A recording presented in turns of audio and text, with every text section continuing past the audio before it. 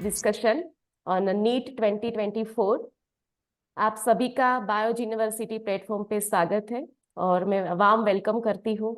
आज के सेशन में हम ये डिस्कस करने वाले हैं कि जो बच्चे नीट का 2024 में एग्जाम देने वाले हैं उनको हम कॉन्फिडेंस कैसे दे पाए।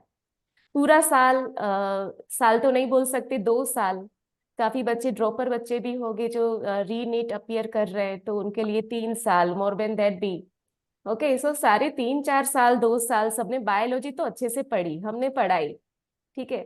लेकिन हमें आज के सेशन में बायोलॉजी के अलावा उनको ऐसा कॉन्फिडेंस देना है जिससे वो 5 मई को जब जाए एग्जाम के हॉल में और एग्जाम में बैठे तो उनको बायोलॉजी में इतना ज्यादा कॉन्फिडेंस आ जाए कि उनको कुछ भी ऐसे कुछ क्वेश्चंस ऐसे ना लगे कि अननोन क्वेश्चंस है।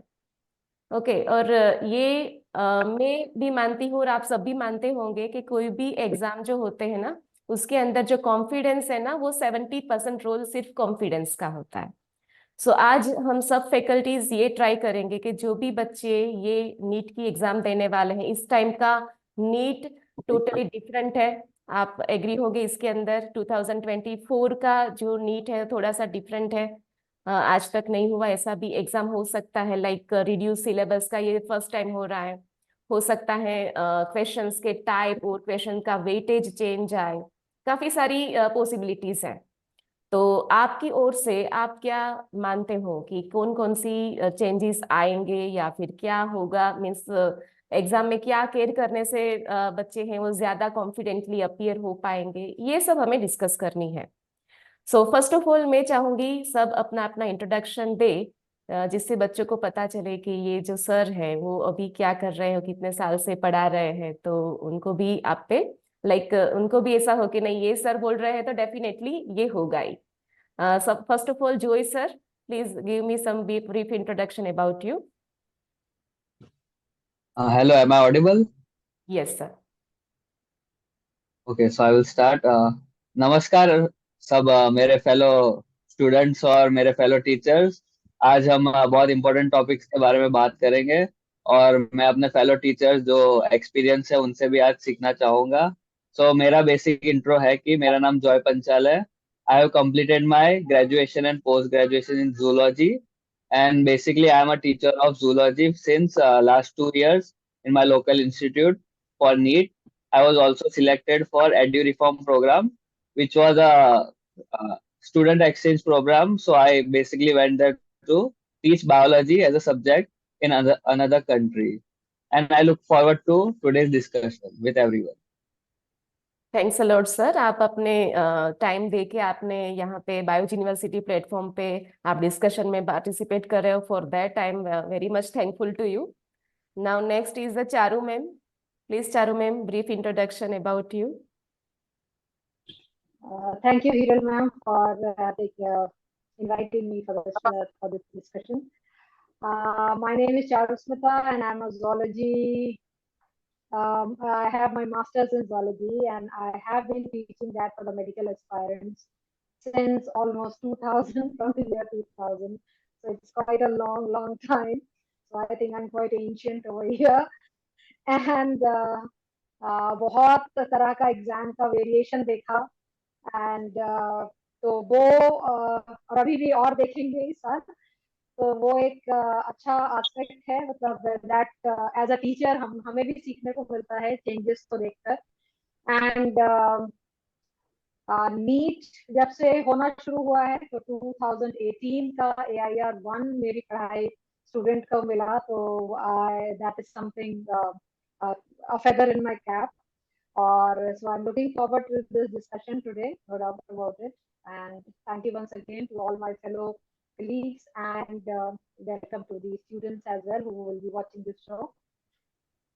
वेलकम मैम, और we are very much thankful to having you in this platform, क्योंकि आपका जो एक्सपीरियंस है ना उसका काफी हद तक बच्चों को हेल्प मिलने वाली है।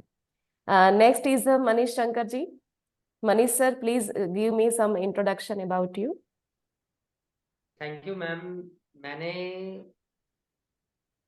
मैक्रोबायोलॉजी से मैंने पीजी किया हूँ और उसके बाद मैं लगभग 5 साल से मैं आकाश इंस्टीट्यूट में कंटिन्यूअस मैं पढ़ा रहा हूँ और काफ़ी अच्छे रिजल्ट हमने दिया है और मैं कोशिश कर रहा हूँ इस बार भी ये स्टूडेंट अच्छे स्कोर करें। Okay, thank you sir. मैं जानता थैंक यू सर। फैकल्टी लोग हैं।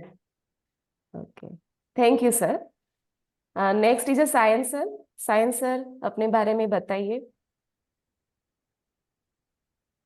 First of all, thanks, ma'am, for this invitation. And good evening, everyone. And good evening, students. I hope you are doing well. My name is Shayan Chaudhary. I have completed my post-graduation in zoology from University of Kolkata, West Bengal. And then I have qualified CSR, NET, JRF, DBT, JRF, GATE. And I have a teaching experience of 4 years for NEET. And मेरा ये मानना है जो हमको सब जो experience teachers है उसका जो सजेशन नीट के पॉइंट ऑफ व्यू से काफी हेल्पफुल होगा। Thank you. Really really. Next is Aadesh sir. Aadesh sir, please अपना ब्रीफ इंट्रोडक्शन दे दीजिए। Hello and good evening, everyone. I hope I'm audible. Yes yes sir. Okay. So, first of all, thank you for having me in this discussion, ma'am. Let me tell you about myself. I'm Adesh Srivastav, and I have done my class 10th and 12th from Jhansi itself. I'm from Jhansi, Uttar Pradesh. Had been a good scholar, had been school topper in my class 10th and 12th, and did my BSc and MSc from Budelkhand University here. I received a gold medal in my master's for having scored the maximum in botany.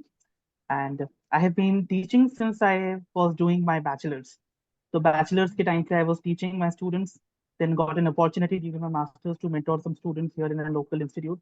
And उसके बाद I got uh, teaching opportunity in a very well-known leading edtech organization named LearnoHub. So currently I'm teaching there itself as a biology subject matter expert and content creator. And I'm Okay. really happy to be a part of this discussion and looking forward to have you all. Biology University is also very much grateful to have all of you here, because ये सारी अलग अलग जगह से जो आपको आप लोग जो अपना एक्सट्रैक्ट देने वाले हो ना बायोलॉजी के बच्चों को, ये काफी ग्रेटफुल होने वाले हैं। बच्चों को भी काफी हेल्पफुल होगा और होप के उनको हम थोड़ी सी होप और कॉन्फिडेंस दोनों ही दे पाए, जिससे बच्चे कॉन्फिडेंट होके एग्जाम दे पाए 2024 की। सो हम डिस्कशन स्टार्ट करते हैं जोई सर से क्वेश्चन करके। जोई सर, अभी के लिए अगर हम माने तो टाइम काफी कम है।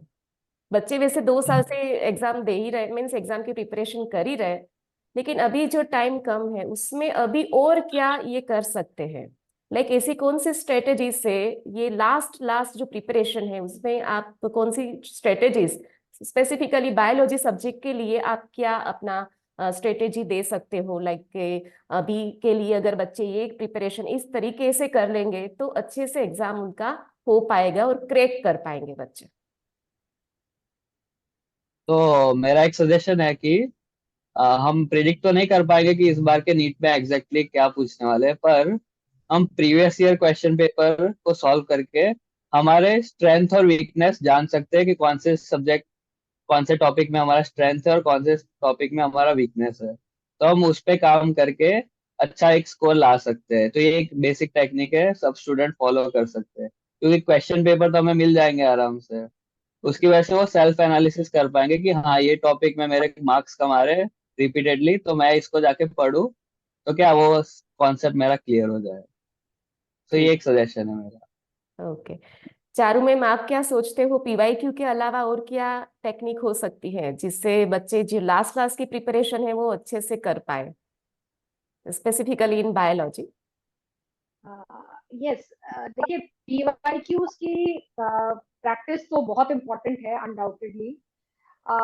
उसके साथ में लेकिन कहीं पे भी बच्चे प्रिपेयर कर रहे हैं, वो इंस्टीट्यूट भी उनको टेस्ट देता है, तो कोई भी टेस्ट वो कर रहे हैं तो उसका एनालिसिस बहुत जरूरी है, क्योंकि खाली टेस्ट दे दिया उतना काफी नहीं।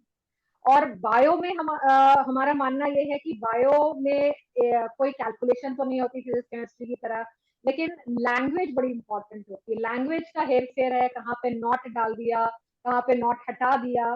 तो रीडिंग ऑफ द क्वेश्चन बहुत इंपॉर्टेंट है कि उसको बहुत ध्यान से बच्चा पढ़ रहा है, और वो जितना ज्यादा क्वेश्चन सॉल्व करेगा ना उसकी निगाहें फिर ऐसी हो जाएंगी कि उसको फट से क्लियर दिख जाएगा कि यहाँ पे ऐसा दिया है या नहीं दिया है।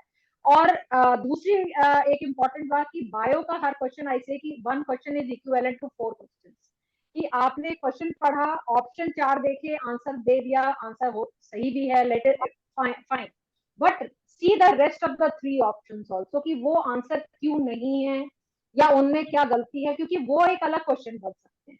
तो हर क्वेश्चन को अगर इस स्ट्रैटेजी से सॉल्व करेंगे तो आई थिंक उनकी प्रिपरेशन बहुत एक नेक्स्ट लेवल पे पहुंच जाएगी। Very nice ma'am. आपका जो ये सजेशन है ना, दैट विल वेरी फ्रूटफुल, है ना। ये अगर अप्लाई कर देंगे बच्चे तो डेफिनेटली अभी तक उनका जो स्कोर आ रहा था उसमें काफी ज्यादा जंप आ सकता है। आदेश सर, आपके हिसाब से क्या होना चाहिए? आप क्या सोचते हो इसमें? आप क्या एडिशन कर सकते हो? Okay, what I feel is at this time ना, मुझे लगता है कि स्ट्रैटेजिक प्रिपरेशन बहुत इंपॉर्टेंट रोल प्ले करती है। अब जब भी मैं बात करूं स्ट्रैटेजिक प्रिपरेशन की, व्हाट आई मीन इज कि इस टाइम पर स्टूडेंट्स को जो हाई यील्डिंग यूनिट्स या चैप्टर्स है ना, उनको प्रायोरिटाइज करके सेग्रीगेट करना आना चाहिए। उनको ये पता होना चाहिए कि इस यूनिट से को पढ़ने से, अगर वो ये तभी समझ सकते हैं जब उन्होंने पीवाईक्यू एनालिसिस किया होगा, तो they will get an idea कि इस यूनिट से हमें कितना वेटेज मिल सकता है। फॉर एग्जाम्पल, अगर हम क्लास 11th की बात करें तो ह्यूमन फिजियोलॉजी का सबसे ज्यादा वेटेज है, फॉलोड बाय, अगर मैं क्लास 12th की बात करूं तो जेनेटिक्स एंड एवोल्यूशन वाली जो यूनिट है, उसमें काफी हद तक मेजोरिटी क्वेश्चंस आपको अच्छे मिल जाते हैं, और कॉन्सेप्ट्स बिल्डिंग वाले चैप्टर्स हैं, क्योंकि ये आगे के लिए भी फाउंडेशन ले करते हैं कुछ ऐसी यूनिट्स के लिए, जैसे बायोटेक्नोलॉजी वगैरह के लिए। तो बट आई फील इज ये हाई यील्डिंग यूनिट्स हैं, इनको अगर बच्चे प्रिपेयर करें और सिक्वेंशियल ना प्रायोरिटाइज करके सेग्रीगेट करें, वो सबसे अच्छा रहेगा for at the last moment preparation. And moreover what I feel is कि स्टूडेंट्स को इस टाइम पर फोकस करना चाहिए over quality than the quantity. Instead of studying की 4 चैप्टर एक दिन में पढ़ा जिनका रिलेटिवली बहुत ही इनसिग्निफिकेंट वेटेज है एग्जामिनेशन में, अगर कुछ ऐसे यूनिट्स को पढ़ा जाए या चैप्टर्स को पढ़ा जाए जो कि भले ही आप एक दिन में एक ही कवर कर पा रहे हो, बट उसका वेटेज अच्छा खासा हो और उनमें डिफिकल्ट कॉन्सेप्ट है, बिकॉज जब आप डिफिकल्ट यूनिट्स या चैप्टर्स को पढ़ते हो तो बेसिकली आप अपना वो एप्टीट्यूड बिल्ड कर पाते हो to face difficult question in examination. Yes, very good sir, nice information. दूसरा ये भी है कि लाइक अभी के टाइम में जो बच्चे सबसे ज्यादा फेस करते हैं, जो मैंने ऑब्जर्व किया है कि लाइक उनको ये हो रहा है कि बायोलॉजिकल सब्जेक्ट्स में क्या रहता है, डेटा ज्यादा रहता है ना, डेटा यानी मेमोरी बेस ज्यादा रहता है। तो मनीष सर से मैं रिक्वेस्ट करूंगी कि ये जो मेमोरी बेस जो डेटा रहते हैं, बायोलॉजिकल जो सिग्निफिकेंट यानी ऐसे चीजें जो मेमोरी बेस है, वो अभी लास्ट टाइम में कैसे प्रिपेयर करनी चाहिए? मनीष सर, इसके लिए आप कुछ स्ट्रेटेजी दे सकते हो? देखिए, ये डेटा का सबका मतलब, पहले तो मैं बात करूंगा जैसे कुछ जो बच्चे हैं जो जैसे लास्ट ईयर जो रिपीटर में है हाँ। और रिपीटर से भी इस बार एग्जाम देने वाले हैं, तो सबसे पहले उनको मायने ये रखना है कि टाइम मैनेजमेंट सबसे बड़ा चीज होना चाहिए। टाइम मैनेजमेंट, हम कैसे किस चीज को कितना देर में सॉल्व कर रहे हैं। दूसरी बात क्या है कि हम हर स्टूडेंट का गलती अलग अलग होती है, कहाँ किस चैप्टर में किनका गलतियां हो रही है, तो सब अपना अपना फोकस करेंगे, तरीका अपने अपने बदलेंगे पढ़ने का। डाटा की बात करें याद करने का, तो सबसे अच्छा है कि सिंपल एनसीईआरटी को, जितना एनसीईआरटी में जितना दिया हो उसी को ज्यादा रटेंगे। दूसरी बात, बहुत सारे कोचिंग में जो पढ़ रहे हैं उनके मॉड्यूल हैं, उनमें बहुत सारे चीज दिया हुआ एक्स्ट्रा है, तो उस पर ना जाके काम करके सिर्फ डायरेक्टली जो एनसीईआरटी का कलेक्शन जो हमारे पास है उसको शॉर्ट कॉपी में अच्छे से लिख कर और उसको जिस तरह से मतलब पर डे उसको मेमोराइज करेंगे तो ज्यादा बेटर होगा। ओके, सायन सर, आप कुछ ऐड कर सकते हैं इस मैटर में? मैम, मेरा ये मानना है, अगर कोई चैप्टर इंफॉर्मेटिव है तो वो जो इंफॉर्मेशन और जो एग्जांपल्स एनसीईआरटी में है उसको ही पढ़ो अभी, क्योंकि एग्जाम के अभी 40 डेज बाकी है। तो ये रिमेनिंग 40 डेज में आप ज्यादा एनसीईआरटी से बाहर मत पढ़ो, एनसीईआरटी को ही फोकस करो। और जो इंफॉर्मेटिव एग्जांपल है, लाइक सम एग्जांपल्स है, लाइक किस प्लांट में ज्यादा ओव्यूल है, कौन से वर्कर ज्यादा ओव्यूल है, तो ये आप रियल टाइम एग्जांपल देखो, क्योंकि एनिमेशन देखो, कोई पिक्चर देखो, ऐसे फोटोग्राफिक मेमोरी हमारा जो बनता है ना, वो ज्यादा लॉन्ग टर्म रहते हैं। क्योंकि जो वर्ड को रटने से कोई काम नहीं होगा, क्योंकि एग्जाम का टाइम नर्वस फील होगा तो सभी वर्ड नहीं आपको याद रहेगा। तो अगर आप फोटोग्राफिक मेमोरी के माध्यम से आपको वो याद रखो तो ये ज्यादा हेल्पफुल होगा। Yes, very true, very true. और चारू मैम, मैं आपसे एक क्वेश्चन करना चाहूंगी, ये मेरे भी ऑब्जर्वेशन में है और शायद आप सबके ऑब्जर्वेशन में होगा। कॉन्सेप्ट एक बार बच्चा कर लेता है, ओके, एक बार उसने कॉन्सेप्ट कर लिया, ये 2 साल से कर भी रहे हैं, ठीक है, लेकिन जब एग्जाम में क्वेश्चन आता है ना, लाइक नीट का कोई मॉक टेस्ट दे रहे हैं या फिर टेस्ट दे रहे हैं, उसमें जब उसको अप्लाई करने की बारी आती है ना, तो वो उनको अप्लाई नहीं कर पाते। कॉन्सेप्ट पता है ना, कॉन्सेप्ट सीखा भी अच्छे से है, कुछ भी कर भी अच्छे से रहे हैं, लेकिन जब वो वही कॉन्सेप्ट जब पूछा जाए एग्जाम में तो वो नहीं कर पाते हैं। तो इसके लिए अभी लास्ट टाइम में हमें क्या उनको स्ट्रेटेजी के लिए सजेशन देना चाहिए कि आप ये चीजों को इस तरीके से कर सकते हो?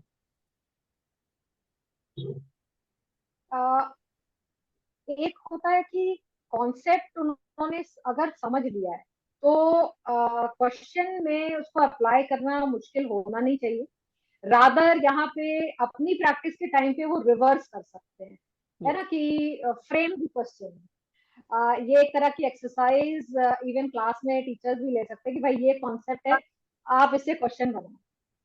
तो they have to revert it कि क्वेश्चन कैसा हो सकता है और ऐसा होगा तो उसका आंसर क्या देना।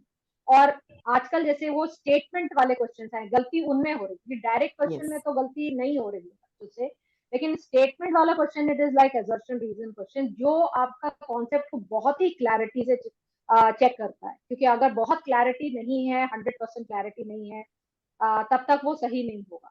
तो उसका वही है कि while they are reading the NCERT, जहां पे भी बिकॉज आया या सो आया, एज आया, तो वहां अंडरलाइन करें। जहां पे जो स्टेटमेंट है वो दो में स्प्लिट हो गया, so one part becomes the one statement, the other part becomes the other statement, and then they have to see कि यही स्टेटमेंट एज सच आ रहे हैं, तब तो आपका आंसर बन रहा है कि both statements are correct and the other one is the explanation of this. तो उसको उसी तरीके से जब एनसीईआरटी रीड कर रहे हैं या कॉन्सेप्ट रीड कर रहे हैं, तो उसको क्वेश्चन को ही दिमाग में रख के पढ़ना पड़ेगा। तो यस। वो थोड़ा सा प्रैक्टिस कराना पड़ेगा एज टीचर्स हम लोग को, या उनको सिखाना पड़ेगा कि ऐसे करें। अब लास्ट मोमेंट पे ये है कि अब टाइम कम है, तो एनसीईआरटी रीड करते हुए ही जहां जहां पे भी कॉज या सो आया उसको मार्क करें और उसको देख लें कि हाँ भाई ये बन जाएगा। जोई सर, आप भी कुछ ऐड करिए इस टॉपिक में। या सो मैं एक चीज कराता हूँ कि उनको मैं बोलता हूँ कि कोई भी टॉपिक है तो उसका हम डेली लाइफ एप्लीकेशन या एग्जांपल्स मैं उनको रिलेट करने बोलता हूँ, तो क्या उनकी वजह से उनका कॉन्सेप्ट का क्लैरिटी बहुत इजीली आ जाता है। क्योंकि कोई भी चीज हम डेली लाइफ से हम रिलेट करेंगे तो आराम से हमें वो क्या बोलते हैं मेमोराइज हो जाता है। उसकी वजह से क्या कि कोई भी स्टूडेंट कभी भी कंफ्यूज नहीं होता है। तो ये एक सजेशन है। Very true. और आदेश सर, आपसे एक क्वेश्चन ये है, लाइक एनसीईआरटी पूरी पढ़ लेते हैं ना बच्चे, और मीन्स पूरी एनसीईआरटी कर ली, उसको रटाफिकेशन अगर करना है तो रटाफिकेशन भी, डेटा इंफॉर्मेशन वो सब रट ली, लेकिन फिर भी काफी सारी ऐसे टॉपिक्स हैं जो लिंक टॉपिक्स रहते हैं, और काफी सारे ऐसे टॉपिक्स हैं जो थोड़े से पेरिफेरल टॉपिक्स रहते हैं। लाइक एनसीईआरटी में डायरेक्टली गिवन नहीं है, लेकिन वो पेरिफेरल टॉपिक के हिसाब से आते हैं। तो ऐसे कोई टॉपिक आप लिस्ट कर सकते हो कि थोड़े लेस नन टॉपिक्स हैं, इसको आप लिस्ट कर पाओ, तो बच्चों को हम ये गाइड कर सके कि ये चीजें हैं वो लेस नन है लेकिन वो आती है। तो आप उसमें थोड़ा सा अभी Okay. लास्ट टाइम में आप उसमें देख लीजिए। हाँ, what I have felt ma'am कि अक्सर ही मैंने देखा है, इट्स नॉट जस्ट कि एनसीईआरटी की हर लाइन इंपॉर्टेंट, डेफिनेटली बहुत इंपॉर्टेंट है, एनसीईआरटी की हर लाइन से क्वेश्चन बन जाता है। व्हाट आई फील इज बच्चे कई बार मिस आउट कर देते हैं लुकिंग एट द टेबल्स। कई बार कुछ टेबल जैसे बायोमोलिक्यूल्स का चैप्टर है, वहां पर आप देखोगे अगर सेकेंडरी मेटाबोलाइट्स का आपको एक टेबल दिया हुआ है, उस तक से क्वेश्चन पूछे जाते हैं जो कि जनरली स्टूडेंट्स ओवरलुक कर देते हैं वाइल स्टडी, नहीं देखते हैं ध्यान से। इवन मैं अगर आपको बताऊं, कुछ ऐसे डायग्राम्स हैं, कई डायग्राम्स में आपको कुछ ऐसी लेबलिंग्स मिल जाएंगी जिनका कि रेफरेंस टेक्स्ट में नहीं है। फॉर एग्जाम्पल, अगर मैं आपको क्लास 12 के ही पहले चैप्टर सेक्सुअल रिप्रोडक्शन के बारे में बताऊं, उसमें एक मोनोकॉट एम्ब्रायो का डायग्राम आता है जहां पर there is a labelling mentioned as epiblast. अब वो एपीब्लास्ट कहाँ से आया उसके बारे में टेक्स्ट में कुछ भी मेंशन नहीं है। तो अगर वो बच्चा उसको थोड़ा बहुत भी ध्यान देना, उन तक से क्वेश्चन बनने के चांसेस होते हैं, बिकॉज एनसीईआरटी का हर एक वर्ड इंपॉर्टेंट है। तो एक एपीब्लास्ट क्या है, एक रेमिनेंट है, सेकंड जो कॉटिलेडन है उसका, अगर बच्चा उसी समय पे समझता हुआ चलेगा ना, तो आई थिंक ऐसी छोटे छोटे टॉपिक्स जो ओवरलुक करके, और हो सकता है एग्जामिनेशन में क्वेश्चन उनसे आ जाए, वो आ सकते हैं। What I felt is biomolecules की वो जो टेबल है उससे क्वेश्चन कई बार देखे गए हैं सेकेंडरी मेटाबोलाइट्स के। यस। तो ऐसी छोटी छोटी चीजें ना कई बार होता है कि स्किप हो जाती हैं, बट ऐसी चीजों को कभी स्किप नहीं करना है। और कई बार बहुत सारे जो मेजोरिटी स्टूडेंट्स ऐसा नहीं करते हैं, मुझे पता है बहुत कम ऐसे स्टूडेंट्स होते हैं जो एनसीईआरटी को ही इग्नोर कर देते हैं, उसकी डेटा को ही इग्नोर कर देते हैं। ये आई थिंक सबसे ग्रेव एरर है जो कि कोई भी कमिट कर सकता है while preparing for the NEET. तो ये तो करना ही नहीं है anyway. Okay, nice information. Charu ma'am, आपके एक्सपीरियंस के हिसाब से आपने क्या ऑब्जर्व किया है, क्या चीजें जो होती है लेस नन है स्टूडेंट्स के इन बिटवीन, और स्टूडेंट्स उसको निग्लेक्ट कर देते हैं और उसी में से आता है? एनसीईआरटी के साथ क्या है, जैसे आई ऑलवेज टेल देम कि भाई कवर टू कवर आपने करनी है। तो होता क्या है कि चैप्टर करा लेकिन उसका समरी नहीं पढ़ा। एक साल ऐसा भी हुआ कि there was one line in the summary जो text rest of the chapter में नहीं थी, उससे आगे क्वेश्चन। तो when we say cover to cover करना है ना, तो समरी भी एक बार रीड करना चाहिए। उसके जो चैप्टर एंड क्वेश्चन है उनको भी देखना चाहिए। आप बायोटेक्नोलॉजी में देखेंगे कि उसमें एक दो क्वेश्चन ऐसे दिए हैं जो कि एक्चुअली चैप्टर में नहीं। इवन एवोल्यूशन में भी उन्होंने कुछ क्वेश्चन ऐसे डाले हैं चैप्टर एंड क्वेश्चन में जो टेक्स्ट में नहीं। सो दैट मीन्स कि वो, लेकिन द एग्जामिनर वांट्स कि आप इनकी भी नॉलेज रखें, एक बेसिक नॉलेज वो भी चाहिए।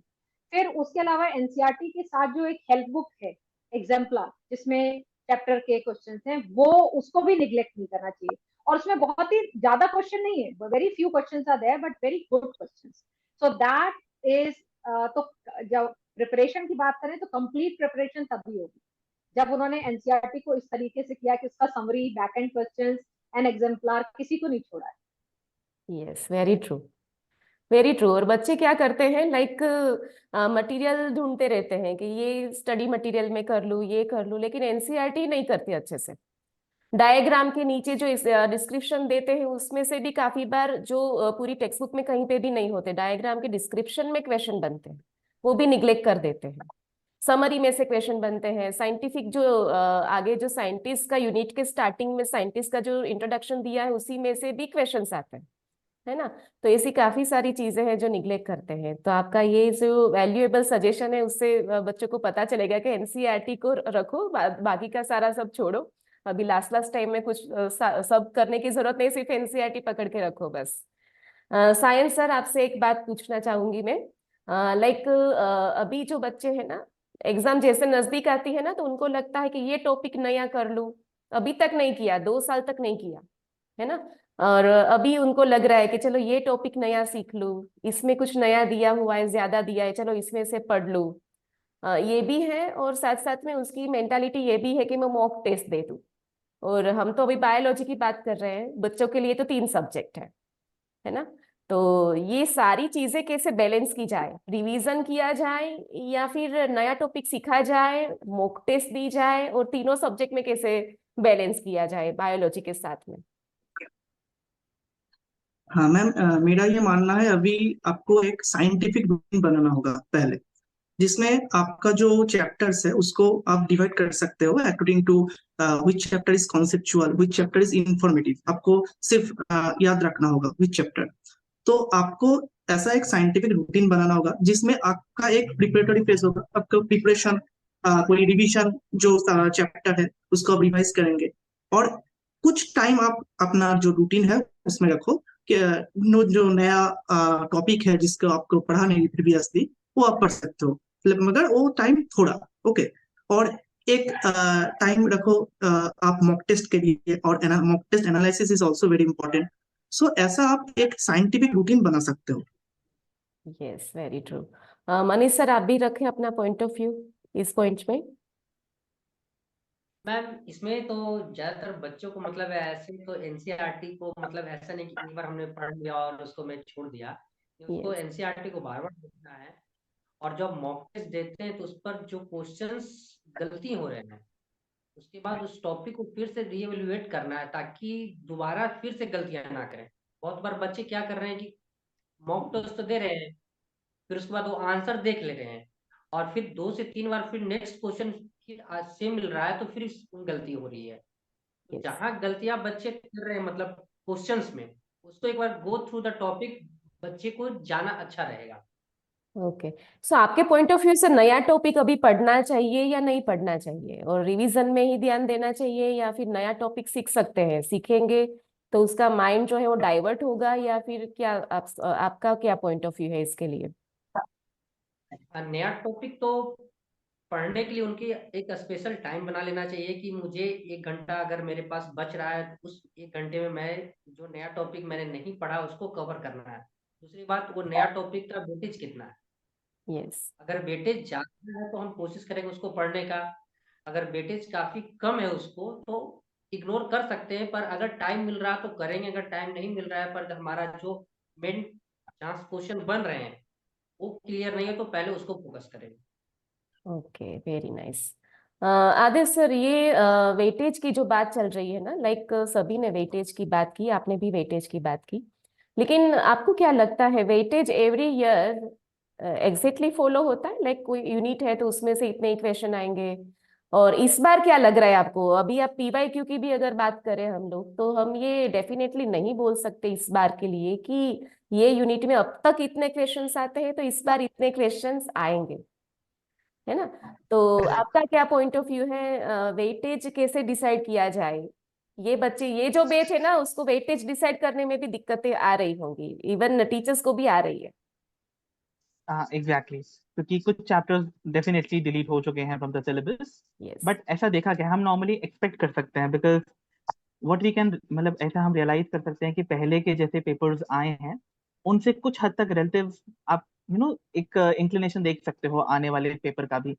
तो कुछ यूनिट्स हमेशा से ही इंपॉर्टेंट देखी गई हैं, जैसे कि मैंने बताया था जेनेटिक्स वाली जो यूनिट है, या इकोलॉजी है, इकोलॉजी से भले ही एक चैप्टर रिमूव हो चुका है but it was an important one. साथ ही जैसे रिप्रोडक्शन की यूनिट है, या फिर एनिमल या प्लांट फिजियोलॉजी है, ये जो यूनिट्स हैं ये अपने आप में ही इम्पॉर्टेंट है। तो इन यूनिट्स को, इनका वेटेज कंपैरेटिवली हमेशा आपको अच्छा खासा मिलता है। और ऐसा नहीं है कि इनके सारे चैप्टर्स में ही बहुत ज्यादा वेटेज मिलता है, कुछ चैप्टर्स ऐसे होते हैं जिनसे शायद इतने ज्यादा क्वेश्चन नहीं बनते जो कि इतनी ज्यादा वेटेज रख सकते हैं। बट एक्चुअली में ऐसा प्रिडिक्ट करना कि ये यूनिट से ज्यादा ही रहेगा या इस यूनिट से कम रहेगा, ये थोड़ा सा अभी के लिए डिफिकल्ट है कहना। बट एक्सपेक्टेशन हम प्रीवियस ईयर के एनालिसिस से लगा सकते हैं generally. So what I feel is generally जो हमेशा से इंपॉर्टेंट रही हैं, हम क्यों ना उन्हीं पे फोकस करके आगे भी बढ़े, प्रिपरेशन को उसी डायरेक्शन में ले। इवन अगर हम अभी प्रायोरिटी लिस्ट बनाते भी हैं प्रीवियस ईयर के ट्रेंड्स के एनालिसिस के बेसिस पे, इट इज नॉट मीन कि जिसको हम अपनी लीस्ट प्रायोरिटी पे रखेंगे वो इनसिग्निफिकेंट है या अनइम्पॉर्टेंट है जिसको हम एग्जामिनेशन में छोड़ जा सकते हैं। बिकॉज एनीवेज अगर हमको नीट बायोलॉजी में एस करना है तो हम जानते हैं हर एक यूनिट, हर एक चैप्टर, इनफैक्ट हर एक लाइन एनसीईआरटी की बहुत इंपॉर्टेंट है। तो वी कैन नॉट मैनेज, मतलब हम अफोर्ड नहीं कर सकते हैं स्किप करना किसी भी चीज को। Very true, very true. तो वैसे 70% हम बोल सकते हैं कि अभी तक के जो पीवाईक्यू का जो वेटेज जो हम एनालाइज करें तो उस हिसाब से रिपीट होगा। लाइक जैसे अब तक जिस यूनिट को ज्यादा वेटेज मिलता था उसी को वेटेज मिलेगा, लेकिन इस बार हम जो छोटे टॉपिक है जिसमें से अभी तक नहीं आता था उसको भी हम अवॉइड नहीं कर सकते, we can not afford that. Okay, तो ये बच्चों को मैसेज इस बार जाना चाहिए कि अभी तक जो हो रहा था ना उसमें जो हम निग्लेक्ट कर सकते थे टॉपिक्स को, उसको अभी इस बार निग्लेक्ट नहीं करना है अगर आपको अच्छे से क्रैक करना है एग्जाम को। ठीक है, thank you sir, your valuable information will be very helpful to the student. Okay, तो अभी तक के हमारे जो डिस्कशन है उसमें हमने काफी चीजें डिस्कस की, लेकिन अब जो टाइमिंग है और 5th में जो नजदीक आ रही है उस हिसाब से हमें सबसे ज्यादा स्टूडेंट को गाइड करना चाहिए कि आप मॉक टेस्ट सबसे ज्यादा अपीयर करें, है ना? मॉक टेस्ट वो जितनी ज्यादा देंगे उतना ज्यादा वो अपने आप को एक्सेल कर पाएंगे, और ज्यादा स्कोर के लिए वो अपने आप को प्रिपेयर कर पाएंगे। तो मैं सायंस सर से पूछूंगी कि मॉक टेस्ट अगर प्रिपरेशन कर रहे हैं, मॉक टेस्ट अगर बच्चे दे रहे हैं तो उनको कौन सी टेक्निक से देनी चाहिए? क्योंकि एज पर माई नॉलेज आपने काफी सारी कॉम्पिटिटिव एग्जाम्स क्रैक की है आपने खुद ने, तो आपको ये इसके बारे में सबसे ज्यादा I think you can guide students. Okay ma'am. So मेरा ये मानना है, अगर आपको अभी मॉक टेस्ट जो आप दे रहे हो वो first of all NCERT based होना चाहिए, क्योंकि मैंने ये देखा है बहुत सारे मॉक टेस्ट है वो एनसीईआरटी से बाहर का जो क्वेश्चन है उसमें होता है, तो वो आपको हेल्प नहीं करेंगे नीट में। क्योंकि आप बिना अभी नर्वस हो जाओगे, क्योंकि वो तो एनसीईआरटी से बाहर है, वो क्वेश्चन आपसे नहीं हो रहा है अभी, तो उसका कोई जरूरत नहीं। आप एनसीईआरटी बेस्ड मॉक टेस्ट अभी दो, एक फर्स्ट ऑफ ऑल। देन जो मॉक टेस्ट का इवेल्युएशन, मॉक टेस्ट का एनालिसिस आपको करना होगा। और मॉक टेस्ट में आप जब स्टेटमेंट, जो क्वेश्चन है स्टेटमेंट के माध्यम से आपको आपसे पूछा जाती है, वो आप एलिमिनेशन का जो टेक्निक है, elimination technique, rules of elimination, वो आप यूज कर सकते हो। आप जस्ट कौन सा जो स्टेटमेंट है वो सही है गलत है, तो एलिमिनेट करके आपको सही आंसर मिल जाएगा। क्योंकि एमसीक्यू जो एग्जाम है, एमसीक्यू पैटर्न जो एग्जाम है, उसका एलिमिनेशन टेक्निक बहुत हेल्पफुल है। और अभी आप रिवीजन कर रहे हो, ठीक है, मगर मेरा ये मानना है आप रिकॉलिंग कर, recalling is better than revision.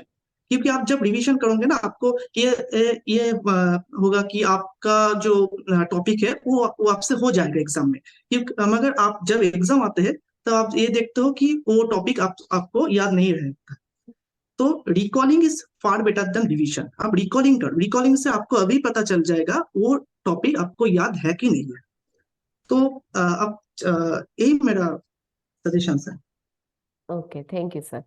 और चारू मैम, मैं आपसे ये पूछूंगी, आपने इनिशियली भी बोला कि टेस्ट कितने भी दे, इतना इम्पोर्टेंट ये नहीं है टेस्ट देना, बट बाद में उसका एनालिसिस होना चाहिए।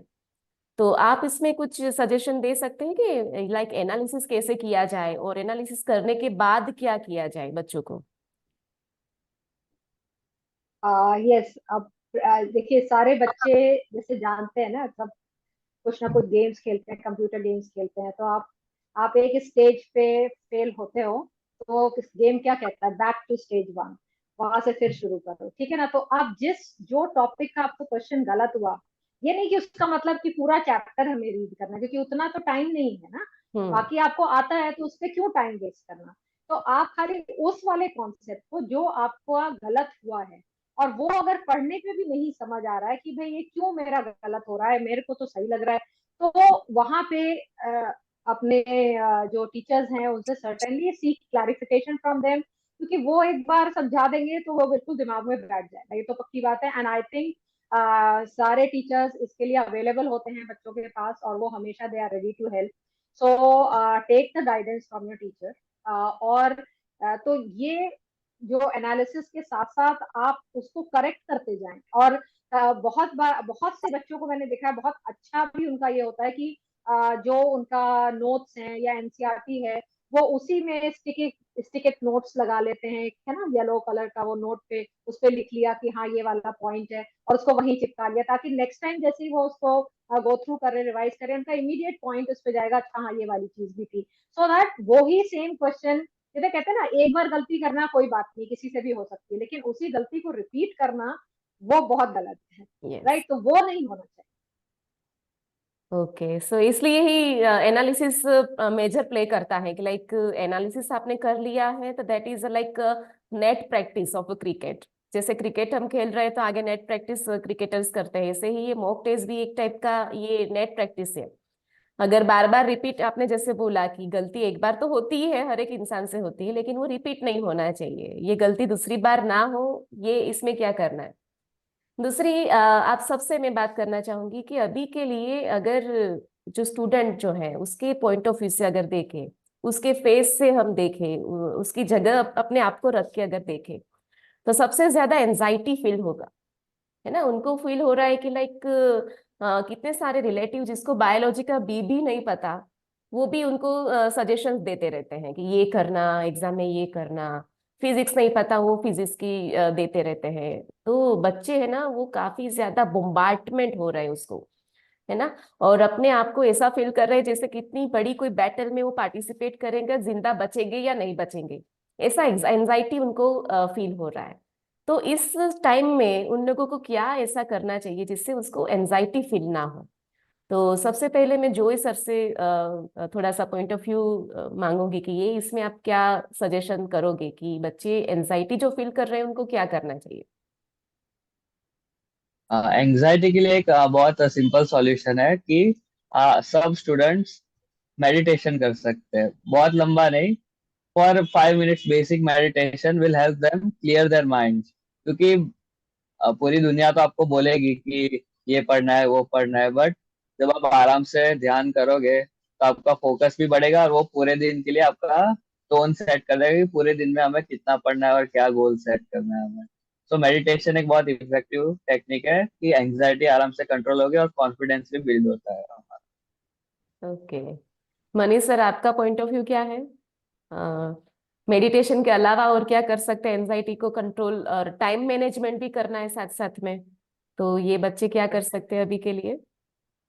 देखिए अभी तो ज़्यादा टाइम है नहीं, पर कुछ अगर बच्चे ज़्यादा एंजाइटी फील कर रहे हैं तो कुछ, जैसे घर में कुछ छोटे बच्चे हैं तो उसके साथ मतलब कुछ घंटों अगर उनके साथ इन्वॉल्व हो ले तो माइंड थोड़ा सा उनका डिस्ट्रैक्ट हो जाएगा। मेरा यस। ये सजेशन है कि कुछ छोटे बच्चे हैं उनके साथ अगर वो टाइम थोड़ा स्पेंड कर ले तो मेरे लिए बच्चे को ज़्यादा बेनिफिट करेगा। Okay, that means we can suggest them कि अगर उनको ये फील हो रहा है ना, तो थोड़ा माइंड चेंज करने के लिए थोड़ा बाहर टहल के आ जाए, या फिर जो भी खुद को जो पसंद है, हाँ, एक अपने अपने हैप्पी आवर। यस। हाँ हाँ, बोलिए। उनमें जो काम वो कर रहे थे उसको थोड़ा सा के लिए वो एकदम रोक कर दूसरी दुनिया में चले जाए। बच्चे के साथ थे, थोड़ा बच्चे के साथ इन्वॉल्व हो गए कि नहीं। दूसरी बात क्या हुआ, बच्चे तो कभी कुछ पूछेंगे ही नहीं कि आप क्या कर रहे हो नहीं कर रहे हो। तो ओके। कुछ ऐसे अपने एज लेवल के नहीं, दूसरे लेवल के बच्चे के साथ चले जाए, ताकि वो मेरे को बात ही नहीं निकले कि मैं अभी क्या कर रहा था और क्या कर रहा हूँ। यस, वेरी उससे ट्रू। थोड़ा ज्यादा फ्रेश हो गए। क्योंकि माइंड को थोड़ा चेंज करना है, माइंड को डाइवर्ट कर लेना है कि ये कोई बैटल में नहीं जा रहे हैं हम लोग, है ना, ये सिंपल सा एग्जाम है, ये सी एग्जाम तो लाइफ में काफी आने वाली है ना, तो क्योंकि मेंटल। सेम रहेंगे तो थोड़ा सा क्वेश्चन पूछेंगे पूछेंगे क्या कर रहे हो नहीं कर रहे हो, यस यस। पर डिफरेंट रहेंगे तो बात अलग रहेगी। यस, वेरी थोड़ा ट्रू। सा अपने आप को उसमें उस दुनिया में चले जाएंगे फिर वापस। Yes, very true. और वापिस कब आना है वो भी याद रहना चाहिए, क्योंकि काफी बच्चे ऐसे टहलने चले जाते हैं तो फिर 2 3 4 घंटे चले जाते हैं, है ना, फिर उनको फिर मेमोराइज नहीं होता कि मेरा एग्जाम है, तो फिर वापिस आ उनको जाओ। मालूम हम्म। ले आया हूँ इस जगह पर, तो वो भी चीज को ध्यान में थोड़ा रखना है। ओके। और अब मैं नेक्स्ट क्वेश्चन सभी को पूछने वाली हूँ, एक एक बारी बारी से आप अपना इम्पोर्टेंट टॉपिक दीजिए कि लाइक नीट में अगर जो बच्चा अभी है ना, हमारा जो भी मार्किंग सिस्टम है उस हिसाब से अगर वो बच्चा 100 अभी के लिए स्कोर सपोज 100 कर रहा है ना, मॉक टेस्ट दे रहा है, 100 टेस्ट में उसका मार्क आ रहा है 100, तो वो कौन से टॉपिक करे, है ना, ऐसे इंपॉर्टेंट टॉपिक जिसके ऊपर वो पूरा फोकस कर ले, यानी ये जो लास्ट मंथ, जो मंथ हम बोल सकते हैं कि 1 मंथ है अभी, तो वो कौन से टॉपिक में सबसे ज्यादा उसको अगर कर ले ग्रास्पिंग उसमें, तो 100 जो भी आ रहा है ना उसका 200 तक वो चले जाए, है ना, यानी उसका जो स्कोर अभी है ना उसको डबल कर पाए, है ना। 300 वाला तो डबल नहीं कर सकता, तो वो बच्चे मत सुनिए कि 300 वाले बच्चे 600 करके लाएंगे, बायोलॉजी की बात चल रही है। तो अभी के लिए जो 100 मीन्स काफी बिलो है, ग्रेड है, वो क्या कर लेंगे, तो इस लास्ट टाइम में तो उसके स्कोर बढ़ने की चांसेस है। तो सबसे पहले आदेश सर से स्टार्ट करते हैं। आदेश सर, बोलिए ऐसे टॉपिक्स जिसको करने से। Sure ma'am. हाँ। But actually what I feel is कि कोई स्पेसिफिक टॉपिक या यूनिट्स मुझे ऐसा लगता नहीं है कि जो कि रिलेटिवली थोड़े ज्यादा इंपॉर्टेंट है। मैंने ऐसा देखा है हर बारी बहुत सारे क्वेश्चन हर एक टॉपिक से हर एक चैप्टर से बनाए गए हैं। बट ये। अगर कोई बच्चा बहुत ही ज्यादा वीक है जिनको कुछ यूनिट्स इजी यूनिट्स प्रिपेयर करनी है या कुछ इजी चैप्टर्स प्रिपेयर करने हैं सो एज टू स्कोर या फिर अपना स्कोर लेवल बढ़ाने के लिए, आई फील इकोलॉजी जैसी यूनिट जो है वो कंपैरेटिवली इजी है और उन पे अगर बच्चा फोकस करे तो आई थिंक इजीली कर सकता है। अगर मैं बोलूँ रिप्रोडक्शन जैसी यूनिट भी अगर बच्चा चाहे, आई नो काफी मॉडरेट यूनिट है, बहुत ज्यादा डिफिकल्ट नहीं है, बट स्टिल अगर बच्चा फोकस करे तो उसको भी एज करके कर सकता है। Units like biology in human welfare easy unit है। हेल्थ एंड डिजीज वाला चैप्टर इंपॉर्टेंट है। अब तो सिर्फ माइक्रोब्स इन ह्यूमन वेलफेयर ही बचा है एक और चैप्टर। ऐसे चैप्टर जो थोड़े से इजी हैं इनमें भी डेफिनेटली याद करना पड़ता है। तो याद करने वाला सीन तो है, और जो एक्चुअली मुझे लगता है ज्यादा वेटेज वाले हैं उनमें भी चीजें काफी हद तक समझने वाली हैं। And biology all I feel is एक ऑब्जर्वेशनल साइंस ही है। ये बड़ा ही बड़ा सा मिथ है कि ये बहुत ही ज्यादा आपको रोट लर्निंग करना होता है, मेमोराइज करना होता है, कॉन्सेप्चुअल है। अगर देखिए सबसे ज्यादा आई थिंक जो लोगों को बायोलॉजी की तरफ इंक्लिनेशन आता है वो मोस्टली मैंने देखा है वो ह्यूमन फिजियोलॉजी पढ़ के ही आता है। तो ह्यूमन फिजियोलॉजी के चैप्टर्स वेटेज भी ज्यादा रखते हैं एग्जामिनेशन में, और कॉन्सेप्चुअल भी बहुत है, मजा भी बहुत आता है क्योंकि डायग्राम्स बड़े सारे मिलते हैं। और I think biology without diagrams is lifeless. तो ऐसे यूनिट्स को पढ़ो, समझ लो, बिकॉज ये यूनिट्स ऐसी हैं जो कि काफी स्कोरिंग है, बहुत मतलब समझदारी से कोई पढ़ना चाहे तो अच्छे से इनको प्रिपेयर करके और अच्छी स्कोर कर सकता है। एंड इवेंचुअली कुछ यूनिट जैसे कि स्टार्टिंग वाली आती है diversity in the living world वाले यूनिट्स हैं, तो उनमें काफी सारी चीजें लर्निंग की हैं। तो ऐसे में अगर कोई स्टूडेंट अपनी डेली लाइफ में इन सारी चीजों को इनकॉर्पोरेट करे, फॉर एग्जांपल मैं इनफैक्ट चाहता हूँ स्टूडेंट्स के लिए जो कि जिनके लिए साइंटिफिक नेम्स कुछ नाइटमेयर्स हैं, आई फील अगर वो स्टूडेंट्स ना उन साइंटिफिक नेम्स को अपनी डेली लाइफ में इनकॉर्पोरेट करें। जैसे फॉर एग्जांपल अगर आज आपके घर भिंडी बनी है, तो डोंट टेल कि आपके घर भिंडी बनी है, ऐसे आपके घर एबल मॉस्कोस एस्पिरेंटस बना है, या आपने रोटी खाई है तो ऑब्वियसली व्हीट से बनी है तो फिटिकम एस्टिवम, है ना, या फिर चावल खाया है तो राइजोसराइवा। ऐसे ना ये सारी चीजें ना अपनी डेली लाइफ में इनकॉर्पोरेट कर लीजिए, सो दैट अगर वो यूनिट्स भी साइड बाय साइड प्रिपेयर हो सके। अगर कोई बर्ड्स अपने आसपास देखते हो, एग्जाम्पल याद करने हैं क्लास एवीज के, या फिर इस तरीके से ना आप डेली लाइफ में इन सारी चीजों को अपने ऑब्जर्व करो अपने आसपास, और उसके बाद इनको इनकॉर्पोरेट करके आप इन सभी पे एज कर सकते हो। तो मुझे नहीं लगता है कि आपको होल सम पूरी यूनिट्स को ऐसे ऐसे प्रिपेयर करना है। अगर आप उनके बिट बाय बिट कुछ ऐसी इन्फॉर्मेशन उठा के डेली लाइफ से रिलेट करके समझ के पढ़ पाओ, तो वो भी आपको हेल्प कर सकते हैं to ace your biology syllabus और अपना स्कोर को थोड़ा सा एनहांस कर देने। Very nice information sir. अब हम चारू मैम के पास जाएंगे। चारू मैम, आप भी बता दीजिए लास्ट क्लास में जो 100 वाला बच्चा है वो कैसे स्कोर करे। हाँ नहीं, आदेश सर ने तो बहुत अच्छे से बताया है, लेकिन फिर भी एक चीज ये है कि हर एक की अपनी एक जैसे कुछ बच्चों को लर्न हो जाता है। अगर उनको लर्न हो जाता है तो अब जैसे एनिमल किंगडम में अगर उनको एग्जाम्पल्स लर्न हो जाते हैं, एग्जाम्पल्स हैं, उसके कॉमन नेम्स हैं। अदरवाइज एनिमल किंगडम तो एक ऐसा चैप्टर है जिसको एनसीईआरटी के अलावा कोई रिसोर्स सोचना भी नहीं है ना, सिर्फ उसी से ही करना है। और उसके बहुत सिंपल क्वेश्चंस होते हैं, मतलब वो ऐसे होते हैं ना जो कर ही लेगा इंसान अगर उसने उसको थोड़ा सा अच्छे से कर लिया है। तो अगर उनको लर्निंग में प्रॉब्लम नहीं है क्योंकि उसमें कोई कॉन्सेप्ट नहीं है, सीधा सीधा फैक्ट है, तो ठीक है, फाइन, गुड इनफ, क्योंकि उससे भी एट टाइम्स 3 to 4 क्वेश्चंस आ जाते हैं। वो एक ऐसा टॉपिक है जो जिसको छोड़ना नहीं चाहिए, क्योंकि एक होता है ना कि हर क्वेश्चन ही 4 नंबर का है, तो ऐसा तो नहीं है कि किसी को भी छोड़ सकते हैं। फिर अगर कॉन्सेप्ट आता बिल्डअप हो जाता है तो nothing like physiology, human physiology. अब तो एक चैप्टर ही कट गया, डाइजेशन कट गया, नर्वस सिस्टम आधे से कम रह गया क्योंकि आई ईयर सब कट गया है, तो अब तो उन्हें सिर्फ ब्रेन ही पढ़ना है।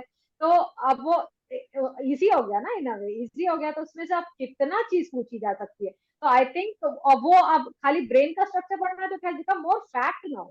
अब उसमें कॉन्सेप्ट वाली चीज तो बहुत, क्योंकि आई ईयर से बहुत टिपिकल क्वेश्चन बनते थे, पर अब तो वो चीज रही नहीं, तो I think they can score there also, right. तो बायोकेमिस्ट्री में जरूर मानती हूँ कि बच्चों को थोड़ा टफ लगता है, लेकिन एक बार जब वो 12th कर लेते हैं और केमिस्ट्री में भी बायोकेमिस्ट्री कर लेते हैं, तो एक चैप्टर करके उनका 2 जगह फायदा हो रहा होता है। तो अगर वो उन्होंने उधर बायोकेमिस्ट्री में अच्छे से कर लिया 12th में, तो आई थिंक इधर जोलॉजी में उन्हें पढ़ने की इसको जरूरत ही नहीं पड़ेगी, वैसे ही हो जाएगा। थोड़ा बहुत टेबल वगैरह देख लें, ये सब कर लें। तो ये चीजें हैं कि आप थोड़ा सा अगर स्ट्रेटेजाइज करें कहाँ पे ओवरलैपिंग हो रही है उस चीज को ध्यान में रखें। और once again human reproduction and reproductive health, ये 2 चैप्टर मिला के ही 5-6 क्वेश्चन एट टाइम्स आ जाते हैं। तो ये चैप्टर मिस करने वाले चैप्टर नहीं है, और इनसे भी स्कोर करा जा सकता है। 1-2 क्वेश्चन थोड़ा सा टिपिकल होता है, अगर थोड़ा वो हार्मोन का लेवल का देख लें, कहाँ नेगेटिव फीडबैक है पॉजिटिव फीडबैक है, इस चीज को कॉन्सेप्ट को समझ लें, तो I think they can easily crack those questions. So I think ये वाले कुछ ऐसे चैप्टर्स हैं जिनको करना चाहिए। Okay ma'am. साइंस सर, आप भी बोल दीजिए इम्पोर्टेंट टॉपिक्स लास्ट टाइम में क्या करना चाहिए। तो अभी आपका पास अगर आपका शॉर्ट नोट है तो अभी रिवाइज कर सकते हो। अगर शॉर्ट नोट अभी तक आपने बनाया नहीं तो बनाने का अभी कोई जरूरत नहीं है, क्योंकि अभी 40 डेज ही है।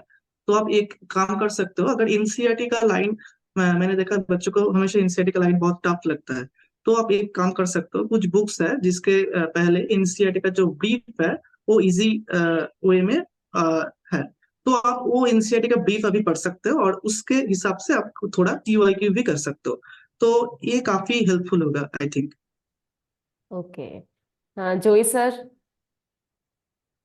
आपके पॉइंट ऑफ व्यू हाँ, से मैं क्या टॉपिक बोलना है? चाहूंगा कि बायोटेक एक ऐसा टॉपिक है जिसमें अगर वो कॉन्सेप्ट उनको पता है तो उनके आराम से फुल मार्क्स आ जाते हैं। तो वो थोड़ा सा अगर ध्यान से करे तो आई थिंक वो आराम से स्कोर कर पाएंगे। और वो कंटेंट भी कम है, लाइक कम मेहनत में हाँ ज्यादा स्कोर वो कर सकते हैं। ओके, हाँ, सही बात। बायोटेक्नोलॉजी और इसके अलावा और क्या? बायोटेक और बाकी तो जैसे चारू मैम और आदेश सर ने बोला कि human physiology one of the best topics for scoring good marks. तो वो तो करना ही चाहिए।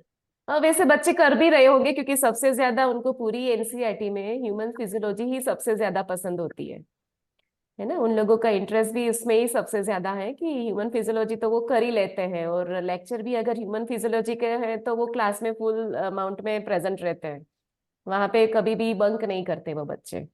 सो उनका भी खुद का इंटरेस्ट है तो वो तो करेंगे ही।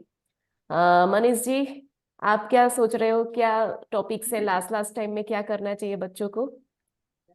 सर ने बोला बायोटेक्नोलॉजी वो तो है ही, उसके अलावा यस। भी 11th के फिजियोलॉजी जो है उसमें भी थोड़ा है।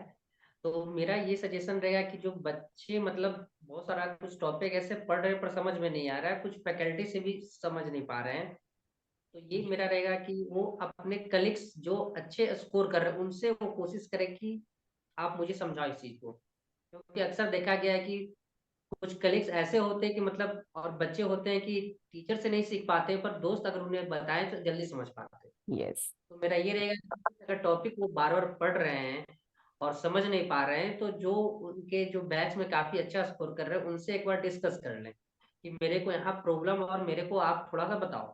तो ये लास्ट टाइम बहुत मायने रखता है कि वो थोड़ा सा ये चीज समझ नहीं पा रहा था, उसने कुछ ऐसा मतलब बताया और तुरंत हमने समझ गया। और उससे पहले लग रहा था कि ये चैप्टर बहुत बड़ा है, पर जब दोस्तों से कुछ ऐसे डिस्कशन हुआ कि लगा ये तो काफी सिंपल है। हाँ, ऐसा भी तो हो थोड़ा सा सकता है। करना चाहिए जो क्लासेस में अच्छे बच्चे हैं, ताकि मालूम चले कि हम कहाँ हैं और मेरे दोस्त से कहाँ है, और थोड़ा सा ये डिफरेंस जो है ना वो कम होते हैं। यस यस, और बच्चे कंपैरिजन ज्यादा करते हैं अपने जो भी क्लासमेट्स हैं उसके साथ, कि कहीं उनके स्कोर कम आए तो वो नहीं प्रॉब्लम है, लेकिन सामने वाले का ज्यादा नहीं आना चाहिए उससे। वो कंपटीशन में तो बिलीव करते हैं पहले से ही। क्लासेस में बच्चे क्या होते हैं फैकल्टी से पूछ नहीं पाते हैं कि सर मेरे को यहाँ प्रॉब्लम हो रहा है, यस पर अगर अपने दोस्त से पूछ लेंगे तो ज्यादा क्लियरली हो जाता है कि उसने समझा है, तो वो आसानी से एक दूसरे को डिस्कशन हो जाता है। Yes, very true very true.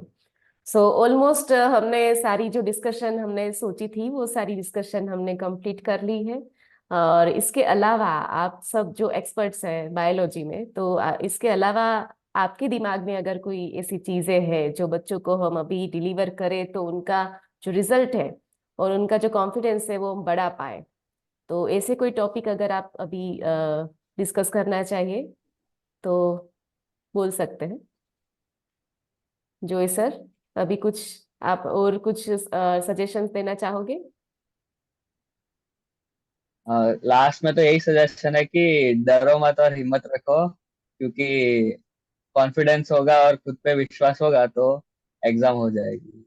Very nice sir. Science sir, आप क्या बोलोगे?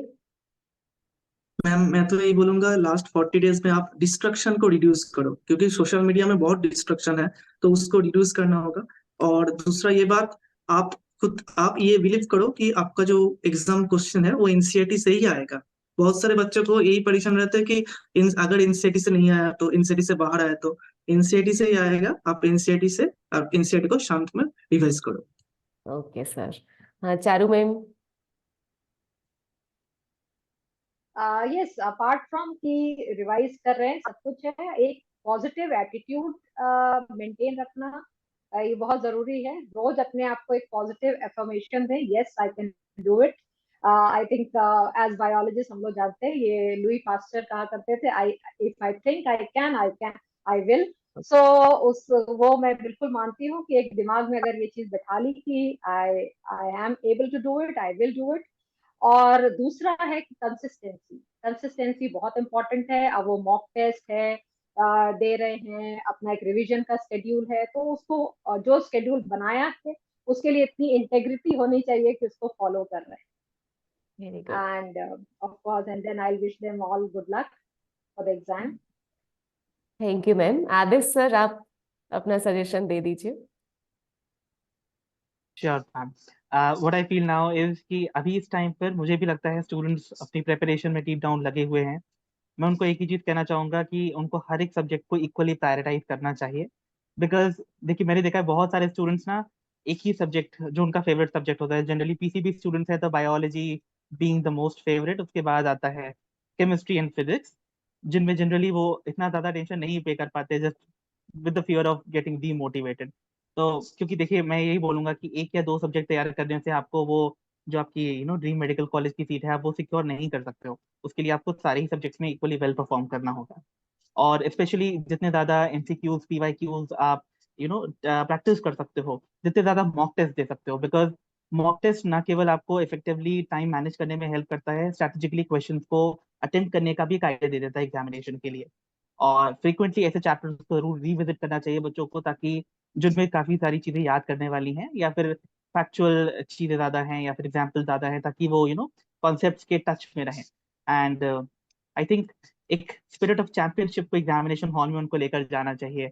और इवन अपनी स्माइल और कॉन्फिडेंस को भी डेफिनेटली एग्जामिनेशन हॉल में लेकर जाना चाहिए। बिकॉज आई फील स्टूडेंट्स को इतना फेथ होना चाहिए, they should have that faith in themselves, ये बिलीव होना चाहिए कि अगर उनके एफर्ट्स इस थ्रू आउट दी प्रिपरेशन के ईयर में अगर 100% एफर्ट्स रहे हैं तो रिजल्ट भी 100% ही आएंगे। Very true sir. Manish sir, आप भी अपना मैसेज दे दीजिए लास्ट में। लास्ट टाइम ये बच्चे लोग को कहूंगा कि वो टाइम मैनेजमेंट सबसे पहले ध्यान दें, और बाहर की जो सभी डिस्ट्रैक्ट एकदम नहीं होना है, क्योंकि अभी जैसे आईपीएल हो रहा है तो बहुत सारे बच्चे कुछ ऐसे होते हैं कि आईपीएल की तरफ मूव कर लेते हैं। तो वो चीज को एकदम दूर रखना है, सिर्फ फोकस रखना है कि मेरे को 600 प्लस, मतलब मेरे को एनी हाउ 600 प्लस लाना है, चाहे कुछ भी हो जाए। दूसरी बात, सोने का जो है टाइम शेड्यूल वो थोड़ा कम करेंगे कि मैं 7 घंटा सो रहा हूँ, 6 घंटा, उसको थोड़ा सा मिनिमाइज करेंगे चीजों को। और अपने सर्किल में मतलब जो अच्छे पढ़ने वाले उसके साथ फ्रेंडशिप ज्यादा ये मायने रखता है। कि लास्ट टाइम में एकदम फ्रेंडशिप ऐसा रखना चाहिए कि जो अगल बगल है वो मेरे को मोटिवेट करे, डिमोटिवेट करे। और जिससे भी मिलूँ मैं उसी चीज का डिस्कशन हो कि आपने कितना मार्क्स स्कोर किया, क्या सिलेबस चल रहा है, और क्या कुछ डिस्टरबेंस अगर ये है तो उसको सॉर्ट आउट करें। और मेरा यही स्टूडेंट का रहेगा कि आप बिल्कुल टाइम मैनेजमेंट की तरफ जाएं और ज्यादा से ज्यादा पीवाईक्यू को टच करें। Thanks a lot sir, thanks a lot Joy sir, Manish sir, Sayan sir, Charu ma'am और आदेश सर। आप सबका मैं बहुत ही ज्यादा बायोलॉजी यूनिवर्सिटी की ओर से आप सबको थैंकफुल मैं हूँ, और साथ साथ में ग्रेटफुल भी हूँ कि इतना अच्छा डिस्कशन हम कर पाए।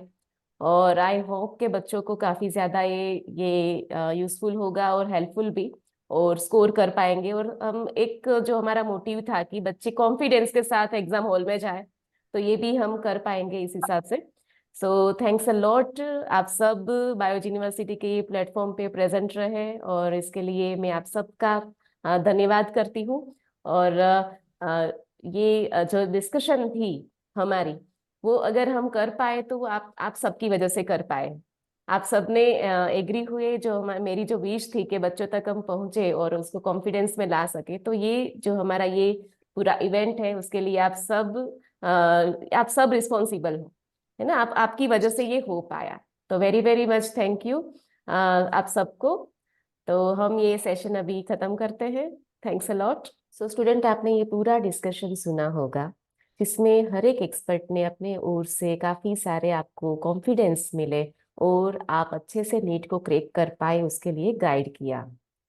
और बच्चों, ये जो नीट का एग्जाम है उसमें सिर्फ दो ही आउटकम है, या तो फिर आप अच्छे से क्रैक करोगे या फिर नहीं करोगे। ओके, दो ही उसकी आउटकम है। पहला आउटकम आया तो भी अच्छा, दूसरा आया तो भी अच्छा। ठीक है, आपको ये नहीं मान के चलना है कि अगर मैं नहीं कर पाया तो काफी सारे रास्ते और भी खुले हैं। आप ऐसा मत सोचिए कि नीट का अगर एग्जाम में आप क्रैक अच्छे से नहीं कर पाए तो आप कुछ भी नहीं कर पाओगे। Be that much powerful and that much confidence कि अगर ये नीट का एग्जाम 2024 में अब अगर आप क्रैक नहीं कर पाते हो तो दूसरे और भी काफी सारे रास्ते हैं जिससे आप अपना कैरियर बना सकते हो। ये डॉक्टर और इंजीनियर बनने से ही कैरियर बनता है ऐसा नहीं है बच्चों। तो अपने दिमाग से पहले तो ये पीयर प्रेशर हटा लो कि नीट का अगर एग्जाम आप नहीं क्रैक कर पाए, आपने मेडिकल में एडमिशन नहीं हुआ, तो that will be your last chance. सबसे पहले ये कॉन्फिडेंस ले लो कि आप लोग जो भी करोगे अच्छा करोगे, और अगर नहीं भी कर पाए तो you will try second time. Get ready to fight! Get ready to fight!